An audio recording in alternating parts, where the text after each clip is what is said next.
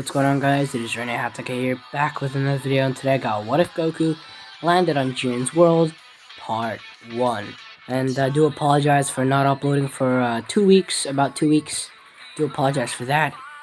And I'll do my best to make a lot more content today, if possible, maybe 2 vids or maybe 3, if possible.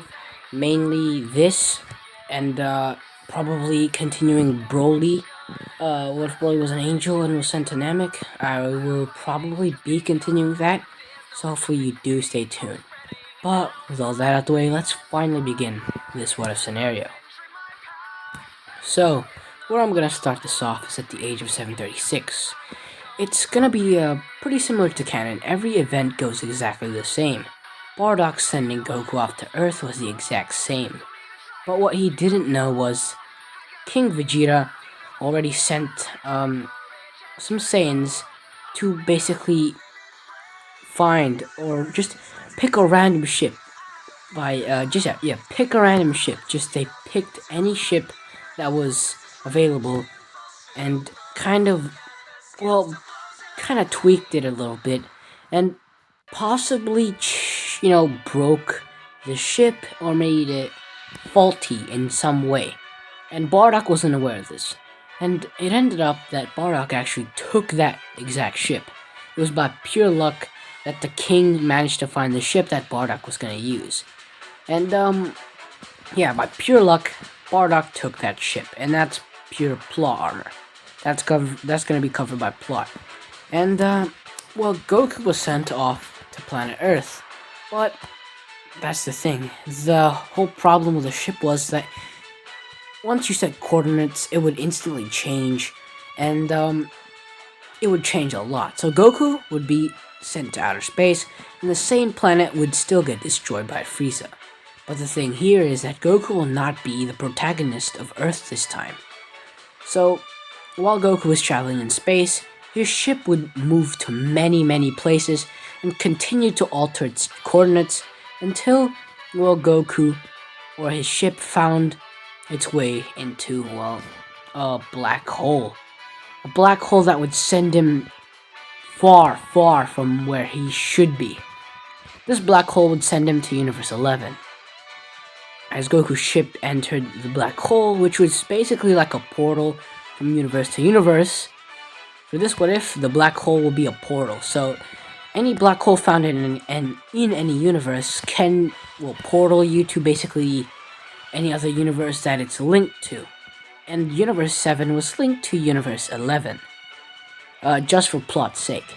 And Goku's space pod would enter that black hole and he would be sent straight through it. As the ship had been traveling, let's say a week now, and Goku has shriveled up a little bit, he's shriveled up. He's completely in the verge of death at this point. He's in the verge of death. He has not consumed food or water in the past week. And why is he not dead? Let's just say it's Saiyan biology. And after at least 8 to 7 days, they will die without any food. If they don't have food or water, they would die in about a week or so. And it's been about a week. And Goku's in the verge of death. So his ship is already completely out of fuel and was just traveling through space.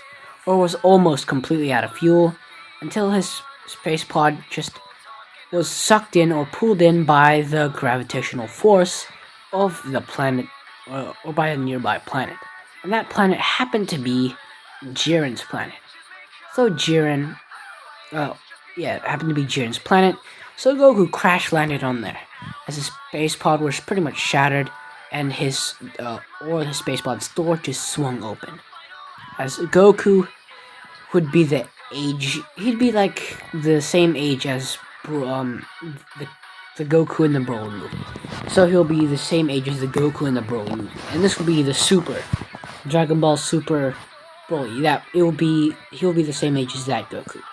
Not from canon, so yeah. But we continue. So Goku at this point would be very shriveled or very skinny and would be, right now on the verge of death. But Jiren, who was wandering around and was kind of hunting for food, happened to come along and see Goku. And by the slight chance he thought it was some sort of invader, he was going to attack Goku, but as he saw a small kid about the same age as him, yeah, Jiren would be pulled back a few ages, so he'll be the same age as Goku. So, yeah. Anyways, we continue. So, Jiren would stumble upon Goku, as I've stated before, and would basically take him along with him. He wasn't sure who this person was, but he decided to take him along anyway. As he does, he takes him to his master. I do not know how to completely say this word, and I do apologize if I butcher his name. And his name is Jiren. I think that's how you say it. If I do say it wrong, comment it down below. But anyways, we continue. So, Jiren was the master of Jiren, who taught him every martial art move he knew. And Jiren wasn't the greatest in his class, but was considerably strong and good at this. And the reason why Jiren's learning these martial arts is because his family was, well, massacred by a monster that ravaged their planet. And this monster was a strong one. He would go from planet to planet and cause mayhem and destruction. And he would basically play a game. And that game was a game that would cause mayhem and destruction. It's basically a game of torture. And that monster would travel from planet to planet, universe to universe. No one has ever caught him before. No one has really ever tried to catch him, since his power level is nearing the power level of the God of Destruction. And the God of Destruction for Universe 11 was a little too lazy to do anything about it. And for Universe 7, well, Beerus was sleeping, so he wouldn't really do anything about it. And the other God of Destructions were busy doing their duties, so they weren't able to handle this monster. And that's why Jiren is training to defeat it someday. But we move from all of that. As now Jiren has brought Goku to his master, calling to his master, Master! As Jiren would turn his head, or just turn away from what he was doing, looks down and sees Jiren holding or piggyback riding another kid. As Jiren would kneel down and say, "So Jiren, who have you brought here today?" As Jiren would reply saying, "Well, I found this person in a destroyed ship. I think he's an outsider, and he looks very, very hungry and thirsty." As Jiren would chuckle saying, "Oh, oh, I see. Well, what do you say we do with this boy?" As Jiren is a kind-hearted person still, so he would say, "Well, let's take him in. I think he'll be a great help." As, Jiren would smile, knowing that Jiren is a good kid, knowing that he has a good heart. So, he'd accept taking Goku in, and after Goku woke up, which would take like at least 25 minutes or so, he'd wake up and start feasting on the food that Jiren and Jiren have prepared for him. As Goku would stuff his face with a whole lot of food. And then Goku would finish stuffing his face and would immediately fall back asleep because of how full he was. As Jiren and Jiren would start chuckling and laughing. The next day, Goku would start training alongside Jiren and, Jiren, as a student of his martial arts, as they would take at least a few years, a year or two, let's say 3 years. They'd take 3 years of this training, and Goku has become considerably strong. As Jiren and Jiren would notice this, as Goku was already mirroring the strength of Jiren, who had now become the best student of Jiren. As Goku was right now number 2, and he'd have the same martial arts capabilities as Jiren, but Jiren would have more experience. So like I was saying, Goku and Jiren had their rivalry, and it's been like 2 years or so, and Goku's coming very close to Jiren, and since he's a Saiyan, he goes very fast with every battle he loses, and there's also something called Zenkai boosts, which boosts the Saiyan's power, whenever they're completely close or very, very close to death. So when Goku was like starved, like very starved, he gained a Zenkai boost or a little Zenkai boost because of that. Just a little bit. It's not like he was beaten to death. He was just starving. Let's say he got a tiny Zenkai boost. Nothing too recognizable, nothing to overpower anybody, just a tiny bit. So, after 2 years or so, Goku and Jiren are neck and neck, but Jiren has the slight advantage over, well, Goku. And they do spar regularly, and Goku and Jiren are almost even in wins and loses, but Jiren has 50 wins, Goku has... So like I was saying, Goku and Jiren are right now neck and neck, and Goku has 49 wins, Jiren has 50, so in total, Goku would have 51 losses, Jiren would have only 49 losses. So yeah, right now they're really neck and neck at it. And Goku and Jiren were out one day. So basically after all their spars, they always go hunting right after. So Goku and Jiren were told by their master to go start finding some, wild animal to, kill so they can eat it. As I don't know, hot pot. Maybe a hot pot. They're gonna have some hot pot tonight or something. So they went out, right? Goku and Jiren were out and hunting. While they were hunting, that strange monster that tortured Jiren's whole family into complete submission, and now they're 6 feet under. And that person would come back and cause more mayhem and destruction. He has some insane magical abilities that surpass even martial arts, or all the martial arts abilities that Gichin had. Gichin tried to use all of his power and abilities, but it still did not do anything against such a strong foe.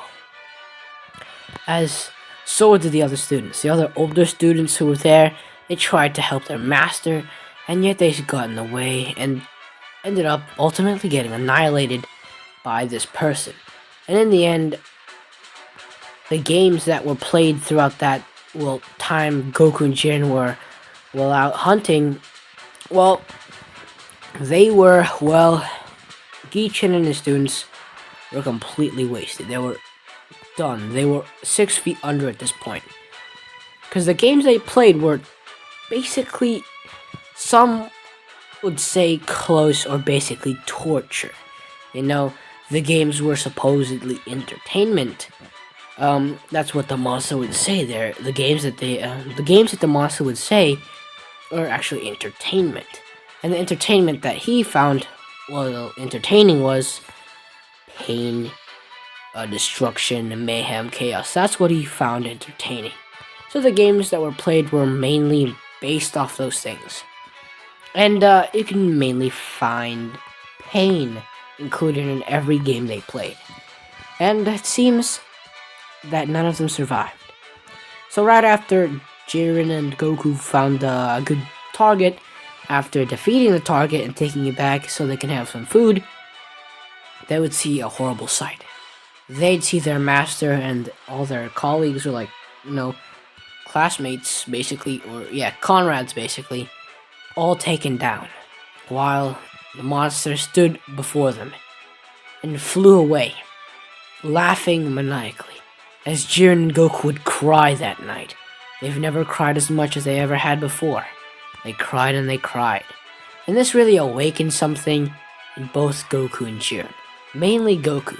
His Saiyan heritage awakened within the thing he saw.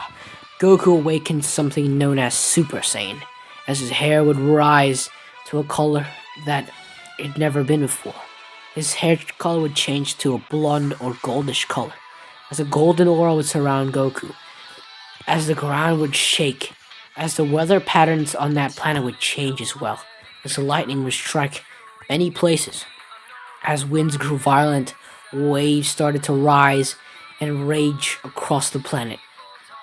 As Goku would transform into his Super Saiyan form, as Jiren would get incredibly mad at the fact that his master died and everything, but he would not have such a rage moment. He wouldn't really have such a rage moment, but he was going to until he saw Goku burst, like Goku snapped. As Goku was gonna go find that person who killed their master, who killed Jiren's family. They were going to find him. But Goku was completely lost in anger and emotion, and let his emotions get the best of him, and tried to find some way to find that monster, but in the end started destroying random things, random objects, and Jiren himself could not stop Goku. So Goku rampaged for a little while, and the planet was getting pretty damaged by Goku's attacks. But Goku's stamina wasn't really up to par, so Goku would transform back into his base form and be knocked out. And this was the most power displayed here yet, so this power was at least above or near, just above, slightly above the fodder members of the Pride Troopers. And this power level would catch Belmont's eye. Belmont has, been pretty busy with, God of Destruction duties, and yet also be pretty lazy at the same time.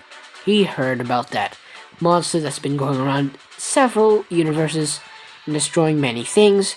He hasn't really cared to stop it, but he should soon. But anyways, we continue. Right. So, as he started picking up the power levels of two very, very special individuals. He found two very special individuals, those individuals being Goku and Jiren. As he told his, angel attendant to basically watch every step they take. Watch them very closely. And a week goes by, and Belmont is well intrigued in them, and he decided to take them in. But he knew that one with that black spiky hair was strange. He wasn't from this universe. He could feel it. He knows he's never seen any, race of that in his universe. So this must be from universe 6 and 7, Belmont would think. And Belmont would chuckle and laugh, saying, So, one of universe 6 and 7's fighters, either one of those two, have joined universe 11. What a wonderful sight. As he chuckles a little more and tells his angel attendant to basically bring both of them in. As they do bring them, as the angel basically nods and obeys the God of Destruction and brings both Jiren and Goku along. And this is when they end up meeting the Pride Troopers, as Belmont explains a lot of things to them and what they're going to be doing in the long run. As, they're going to be joining the Pride Troopers. As Jiren would have his original, Pride Trooper uniform, basically. And I'd say Goku would have he would have something similar. But he would not completely have the Pride Trooper gi. His, uniform would resemble the one Master Roshi gave him. Yeah, would resemble Master Roshi's one, but it would be different color sets. Not blue or orange, this time it's gonna be red and black. And so is his boots. Red and black, it's gonna be that combination. So yeah, Goku would be wearing that instead, since, he told the angel attendant that he found these uniforms a little too wacky, and, the angel attendant, kind of chuckled at that comment, and decided to make Goku his very own custom, uniform. But anyways, Goku and Jiren are now, a part of the Pride Troopers, and they were already above most of them. It's just Toppo and Dispo that really caught their eye, and Jiren would like Toppo. Jiren and Toppo would form a pretty good bond, but Goku and Dispo would form a bond too. So, yeah, now they're a part of the Pride Troopers, but Belmont would decide to give them their very own planet to train as they please. But yeah, they train there as they please, and they're allowed to bring some Pride Trooper. Excuse me, I can't believe I said that. My bad. I'm stuttering so much right now. Pride Troopers. My apologies. I don't know why it's so hard to say that. But we continue. Pride Troopers, right? They're allowed to bring at least one, two, or three Pride Troopers if they like. And Goku and Jiren would only bring a couple few. Mainly just Toppo and Dispo. Goku has taken an interest in Dispo and decided to ask Dispo how he does that light speed technique he does, since Dispo has showed him once or twice. So like I was saying, Goku would take an interest in Dispo's light speed mode and would ask Dispo how he would do it. And Goku would learn how to basically use that form, that light speed mode. And this would make Goku extremely fast. Basically second to one, and that would be Dispo. Dispo would be the master of that technique, and it would take Goku a little while to get a hang of it. And it'd take him at least a couple years. So they'd take a couple years of training, and then also go on patrolling missions every now and then. And the patrolling missions were pretty simple. Just keep guard of some planets that have been disturbed by, well, very few people. But, some would disturb the planets, and would basically try to conquer them. And the Pride Troopers are basically there to stop them. That's why their morality rate is, well, one of the best in the universe so far, but far from clear. But anyways, we continue. As now Goku and Jiren were continuously training harder and harder. But Goku would seem to not really catch up to Jiren at this point, even with his light speed mode and Super Saiyan that he's completely mastered. At this point, he's mastered Super Saiyan. But Jiren was always one step ahead. He had some sort of ability, and that ability would be based off Kaioken. But this move would allow Jiren to multiply his strength by a lot, and not have any drawbacks with it. And that was an insane technique that, well, Jiren possessed. And Goku needed something to counter that, or at least be able to keep up with that ability, since, well, his Super Saiyan is a 50 times multiplier. But if Jiren continues to multiply strength above 50, he would surpass Goku insanely quickly. So Goku would ask the angel attendant, Margaret, I think it was Margaret, if there's any way to surpass Jiren's ability. And well, Margaret replied, have you ever tried to use God Ki?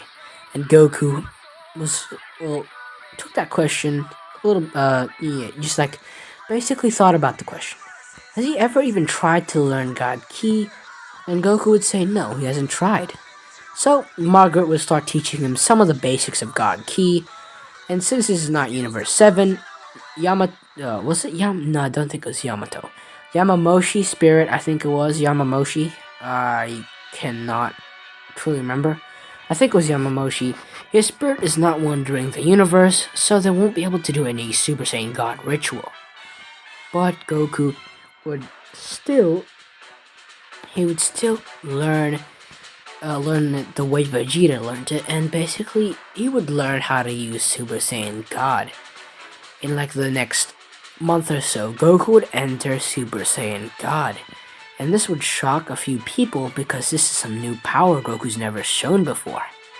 And this was very impressive to Jiren.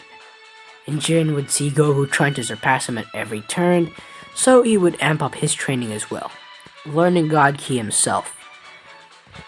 Learning God Ki himself, or he already had God Ki, but, making it even more perfected than it already was. So yeah, Goku and Jiren are still neck and neck, but Jiren would still have the advantage because of that strange ability. But Goku's pretty much up there with Toppo and Dispo, including Jiren. But on one of their patrol missions, it was just up to Goku and Dispo to guard a specific planet. And the monster that had been, well, causing insane mayhem and destruction throughout their universe had been seen a few times, but no one could really stop them. So they sent one of their two best people out there, Goku and Dispo, to stop this monster. And the monster did end up appearing, and Goku and Dispo tried to stop him. And as they were fighting or trying to stop the monster, well, Goku would ask a question. What is his name and what is he? Or ask two questions. As the monster would reply saying, well, the name's Havoc. and I'm the greatest entertainer of this universe, or the greatest entertainer of the multiverse. As Goku would question multiverse. What do you mean by that? As Havoc would laugh maniacally, saying, So, do you want to play a game? As Goku would say, enough games, let's take this seriously. As Goku would go Super Saiyan God, and Dispo would use his light speed mode, as Goku would also use light speed mode with the Super Saiyan God, making him extremely fast. Since Super Saiyan God is already fast, or very fast. So now Goku's pretty much the fastest person there besides, well, Margaret herself. So yeah, Goku would throw haymakers, kicks, punches, so would Dispo. But in the end, they weren't strong enough. And, well, Havoc was able to overpower them using his magical abilities, which were, I'd say, near the level of Moro's magical abilities, and would take down Goku and Dispo rather easily, as Goku and Dispo would lie on the floor of the planet, or just, yeah, basically lie on the planet defeated. As Havoc would have his fun defeating them, so he decided to spare the planet and go off somewhere else. As Goku would vow in his mind to find him, defeat him with Jiren someday. But I think I'm gonna leave it there. What do you guys think? Did you guys like the first part? And if you did, make sure to like and subscribe, and hit the notification bell while you're at it so you never miss any new videos that I upload. And I will be trying to upload a few extra videos today, if possible. But without further ado, I'll see you all in the next What a Scenario. Peace.